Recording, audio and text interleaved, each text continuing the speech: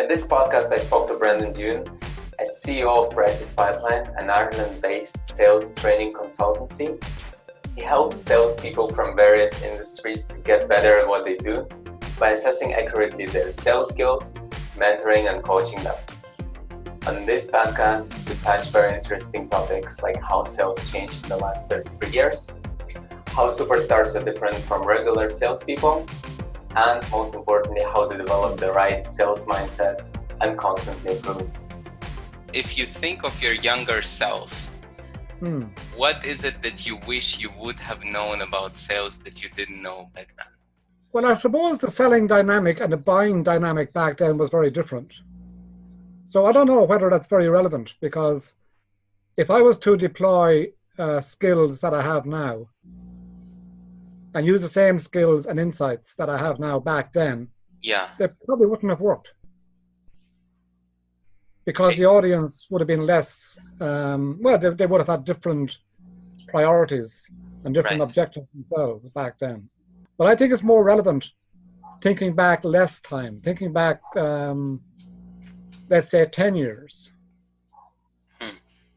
And 10 years ago, the economy was more similar to what it is now. Right. So there hasn't been huge differences in the last 10 years. But from my perspective, I left my last employer, let's say 5 years ago, to become a sales trainer. Yes. And it was only then that I began to study the science of selling. Before that, I just did what came natural to me. Right. So is this difference very big now between? Sorry for interrupting here, but the difference between you 5 years ago and you now. It's big. A huge difference. Yeah. Why did you become a trainer? How did you know that you're ready? Good question. I think it's like a lot of things. It's like any invention is driven by necessity. When I worked in sales over the last 20 years in the IT sector, I changed my role within the sector. I changed not so much my role, but I changed industry within the sector, as I mentioned, going from equipment to barcoding to data center equipment, etc. Yes. The reason for those changes was forced upon me. I didn't decide to change. I was quite happy where I was. Right. But technology has a habit of catching up on you and passing you out. So I would have spent time within each of those industries becoming proficient within the industry and learning all that that a salesperson needed to be familiar with in order to be successful. And that's great. And you're doing a great job for a number of years. And then all of a sudden, someone like Cisco comes along and launches Wi-Fi. Right. And puts us out of business. And that's what actually happened. Now I know Cisco themselves didn't invent Wi-Fi, but they were part of it. How does it happen? Why can I not accelerate the change myself? Why do I need other people? Especially people outside of my, let's say, comfort zone within my organization. Why do I need somebody else to come from outside to be more successful in changing faster? Yeah, I think it's down to the emotional tie. I don't have the emotional connection or the emotional tie to you or to your staff. Right. People are obviously very emotionally attached to themselves. And it's very difficult for people to see where it is they're going wrong. Very difficult. It can be pointed out to them, but they don't always accept what they hear. And that's one of the reasons we do assessments. So the sales skills assessment is an online tool that people take. It takes about 40 minutes to do the assessment. At the end of the assessment, then people get a report. And the report shows under 5 different categories. There are, I think, 57 different traits, if you like, where salespeople are scored either weak or strong. on these different traits. So and that's an independent, that's not me, or that's not my call. It's an independent system that creates the report. So when people sit the assessment and then they're given the report, oftentimes the reaction is shock and awe. Yeah. Because they scored low on things that they feel that they're so strong on. Right. And oftentimes they become a little bit agitated because of it. And of course, they blame me for getting it wrong.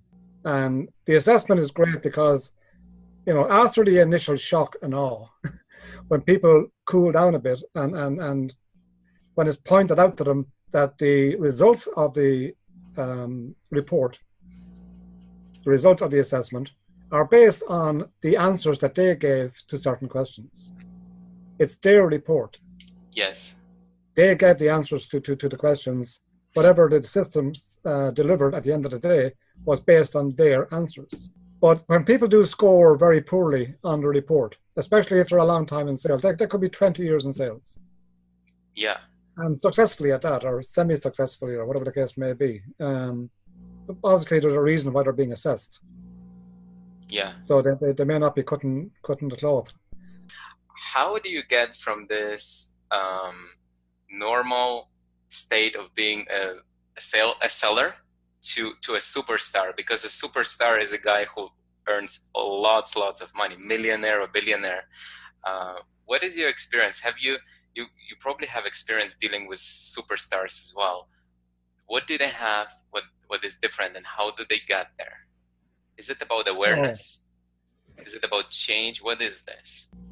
But so I think to eventually become a super salesman earning $1 million plus or whatever, yes, you need to have it to begin with. I think you need to have the drive to begin with, and training and exposure and coaching will help along the way.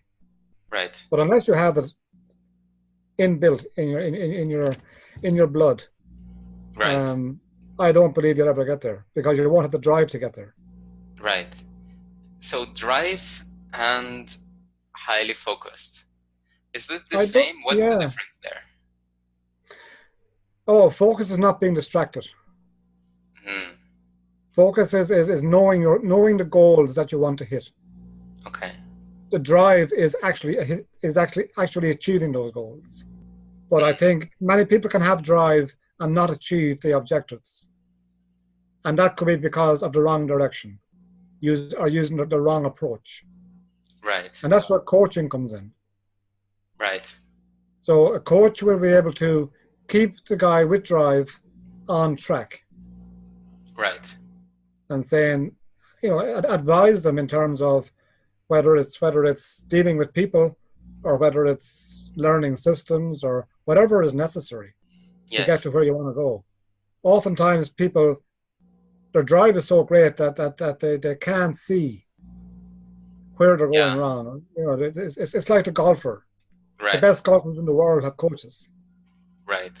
Not because they can't play, but because they can't see themselves in the mirror. They can't see where they're going wrong. And they need someone to stand back, take an outside look. Someone, like I said earlier, someone who is disconnected emotionally from them. Right. To say, I've been watching you, you've been doing this, but I do believe you could do better if you'd done that instead. Right. Because of A, B, and C. So, Brendan, for people who want to look your company up, look your services up, or read anything that you wrote on the internet and the content that you shared, where do they go and how do they find you? I operate mainly in Ireland, although I do some overseas work, but mainly in Ireland. In relation to contacting me, my website is www.proactivepipeline.ie. .com will redirect. Okay. And my email address is Brendan, that's Brendan, Brendan at proactivepipeline.ie. Thank you, Brendan. Thank you for your time. Thanks. Okay, Slava. Bye-bye. Thank you. Bye-bye. Bye-bye.